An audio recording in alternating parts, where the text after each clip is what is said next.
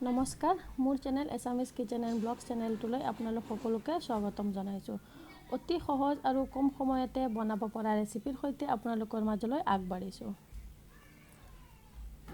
তো বলক আজিৰ ৰেচিপিৰ মাজলৈ আগবাঢ়ো। প্ৰথমতে আমাক বনাবলৈ কি কি সামগ্ৰীৰ প্ৰয়োজন হবে তাকে চাওঁ। আমাক লাগিব অলপ বেকিং পাউডাৰ, বেকিং সোডা, অলপ নিমখ, অলপ চেনি, ময়দা, অলপ পিঠাগুড়ি আৰু আধা কাপ কুহুমীয়া গাখীৰ। আপোনালোকে গাখীৰৰ সলনি পানী দিও ব্যৱহাৰ কৰিব পাৰিব। মই অলপ সুস্বাদু হ'বলৈ গাখীৰ ব্যৱহাৰ কৰিছোঁ। আমি এটা বাটি লৈ লৈছোঁ আৰু এতিয়া গোটেইখিনি সামগ্ৰী একেলগতে মিলাই ঘিলা পিঠাৰ পেষ্টটো প্ৰস্তুত কৰি লওঁ। তো মইনো কেনেকৈ প্ৰস্তুত কৰিলোঁ আপোনালোকে ষ্টেপ বাই ষ্টেপ চাই যাব। মই দিছোঁ অলপ পিঠাগুড়ি, এতিয়া দিছোঁ ময়দা, এতিয়া দিছোঁ নিমখ, এতিয়া দিম চেনি। আপোনালোকে সোৱাদ অনুসৰি কম বেছি কৰিব পাৰে মিঠাটো। মই অলপ কম খাওঁ সেইটো কাৰণে অলপ কম দিছোঁ।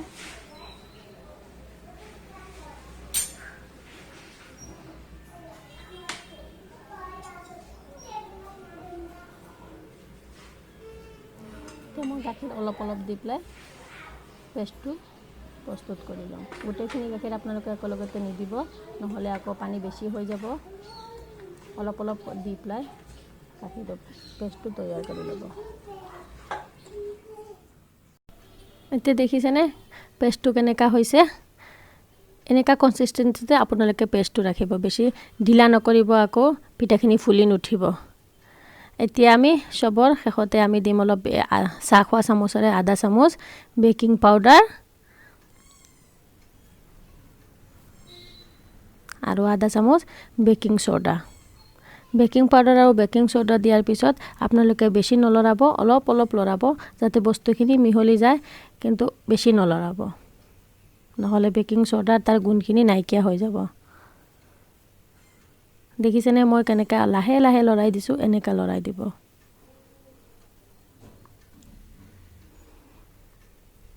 এতিয়া চাব আপোনালোকে পেষ্টখিনি জালনাৰ নিচিনা অলপ সৰু সৰু সৰু সৰু বল উঠিছে। সেই তেতিয়াই গম পাই যাব যে পেষ্টখিনি পূৰা পিঠা বনাবলৈ হেৰি দেখিছে, সৰু সৰু জালনাৰ নিচিনা হৈছে। এতিয়া আৰু আপোনাৰ পিঠাখিনি ধুনীয়া হৈ যাব। বেকিং সোডা দিয়াৰ কাৰণে এনেকুৱা হৈছে।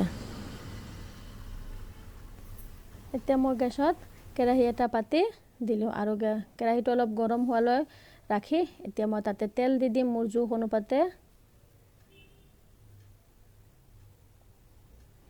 যেতিয়া তেল গৰম হৈ যাব তেতিয়া আমি অলপ তেল গৰম হ'ল নে নাই তাকে চাবলৈ অলপ পিঠাৰ গুড়ি দিম, দি পেলাই চাম যে তেলখিনি গৰম হ'ল নে নাই।